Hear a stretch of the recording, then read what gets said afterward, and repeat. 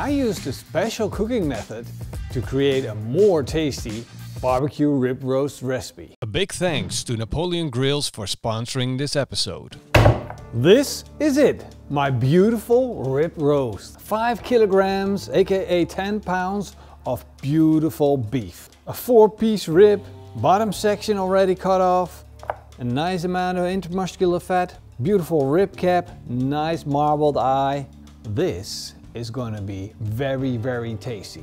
Now, you can just throw this in the oven and just have yourself a nice little rib roast. Or you could do what I do. I start by cutting off the bones. Now I have a rib eye roast and a rack of ribs. In itself, that is a very bad idea because I just devaluated this piece of meat. However, it's a trick. I am going to use this to create more flavor. Starting with 2 cups of mayonnaise.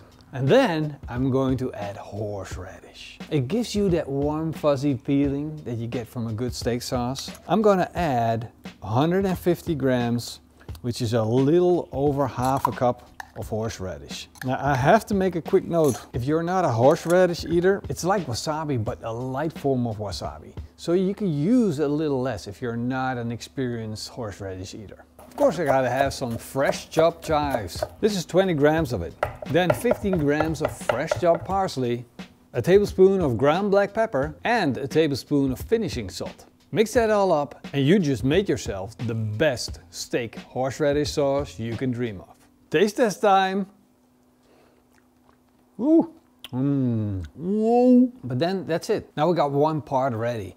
Another part is adding more flavor to the seasoning, which we're going to do, and therefore I'm going to make my own barbecue rub. This is the PitmasterX Classic Barbecue Rub. You can find the exact details on the website. For you, the important thing is that you have these ingredients at home. I'm definitely sure of it. Just look in your cabinet, they will be there. Because it starts with 2 tablespoons of salt. Who doesn't have salt?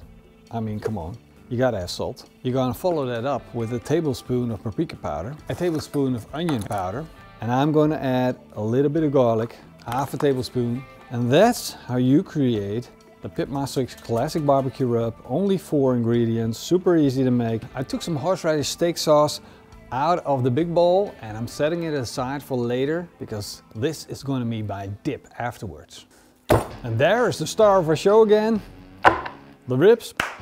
And this, our beauty, our ribeye. Now I'm going to take this horseradish and I'm going to rub my ribeye with the horseradish steak sauce. You might think, wow, what are you doing? Well, the mayonnaise is basically all oil. There's a little bit of egg in the mayonnaise, but that's it. And in this case, we added some flavor to it by adding some fresh ingredients like horseradish, chives and parsley. And that's going to make this piece of meat even more interesting. And I'm going to rub it on all sides. By taking off the ribs, I expose that piece of meat and I can add flavor to it. Now it's time for the second layer, which is the PitmasterX Classic Barbecue Rub. You can use any type of barbecue rub that you like. You see that the horseradish sauce is helping the rub to stick to the meat. A little bit of it everywhere. Don't worry about it being beautiful. We can always make it look better in the end if we have it on the barbecue. We can just add a little bit more of it. And there it is, ready to go on the barbecue, double seasoned. This is gonna be an insane, delicious crust on the outside of this ribeye roast. But we still have this, the rib piece, and we're not throwing that out. That will be an absolute waste.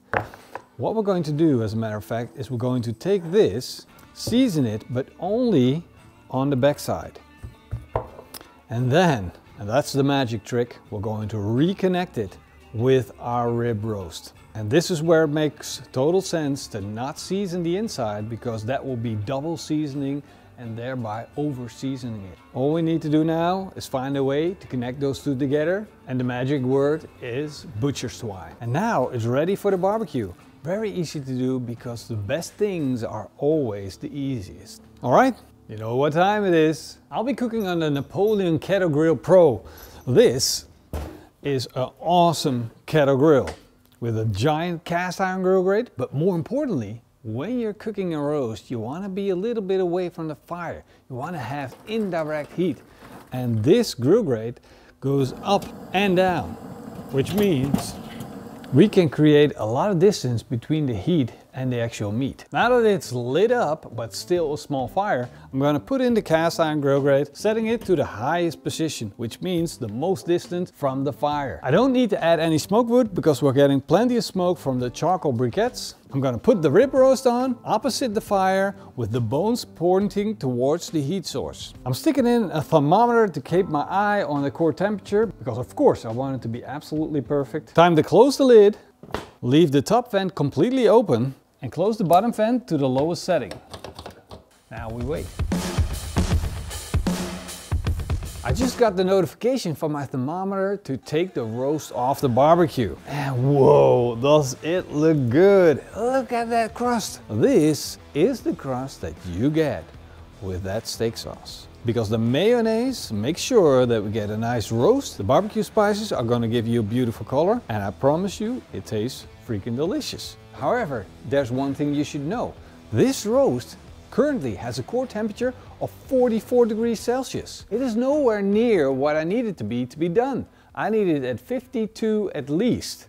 So we're so far off. But why does my thermometer now say take it off and let it rest? And the reason is that the roast will continue to cook and warm up because the outside is so much warmer than the core is. And the thermometer calculates the right time to take it off. That's why with a roast like this, I swear with using a good thermometer. Just imagine having a party, having some friends over and putting this on the table. Everybody would freak out, go insane. Look at it. Looks so good. Let me check how long it's been on. It's been on for a total of 3 hours and 4 minutes. This is such a large cut. It takes so much time at a low temperature to smoke that you gotta work ahead, you gotta think ahead. And now we still have that resting period. So it's gonna be maybe 3.5 hours of total cooking time for a roast. That's a long time. But as you can see, the result is here. But the only real thing that counts is the inside of this roast. Is it now the perfect roast? Well, let's find out.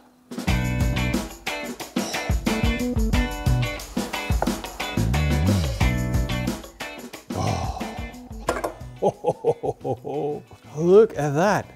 Oh, juicy from edge to edge pink. Come on, isn't that a beauty? And if you could just smell what I'm smelling at the moment, yeah, you would get instantly hungry. This is the stuff that dreams are made of. Look at this. The bone, of course, comes off. We got plenty of flavor in there. We got juiciness. So you got basically beef ribs right here with a beautiful meat from the ribeye attached. We got a smoke ring, looks absolutely freaking fantastic. Let's get a couple of slices out of this. That is a nice cow. Or should I say steak? That's the carnivore in me. Without further ado, I'm gonna bite into this. I'm so freaking hungry.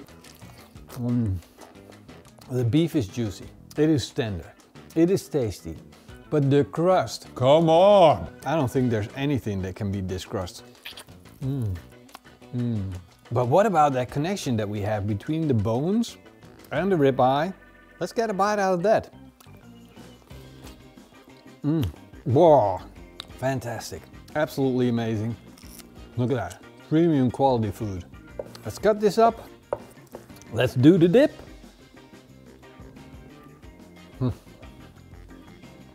The mother of all steak sauces. Just go try it.